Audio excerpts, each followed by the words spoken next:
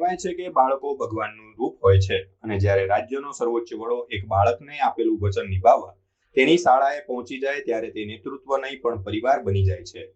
બનાસકાંઠાની નાની સામ્યાએ ગત વર્ષે મુખ્યમંત્રીને પૂછ્યું હતું કે દાદા તમે ક્યારે આવશો? દાદા તમે અમારી સ્કૂલમાં ક્યારે આવશો અમને મળવા? આવીશું, અમે ત્યાં આવીશું એટલે. અને આજે એ જ દાદા એટલે કે મુખ્યમંત્રી શ્રી ભૂપેન્દ્રભાઈ પટેલ ઉત્તમપુરા પ્રાથમિક શાળાના આંગણે હતા.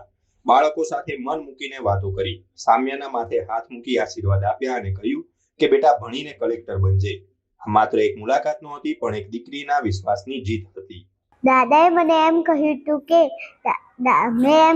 કે દાદા તમે અમને મળવા આવશો ને. એ વાત દાદાએ મને યાદ રાખીને આજે મારું સપનું પૂરું કર્યું. આજે મારી સ્કૂલનું અને સપનું પૂરું કર્યું. અને દાદાએ મેં દાદા સામે 2-3 શ્લોક પણ બોલ્યા અને દાદાએ મને આશીર્વાદ આપ્યા કે તું મોટી થઈને કલેક્ટર બનજે અને મને મળવા આવજે. અને મેં એમ કહ્યું હતું કે હું મોટી થઈને તમને મળવા આવીશ. અને મેં વાદો કર્યો હતો કે હું તમને ચોક્કસ મળવા આવીશ.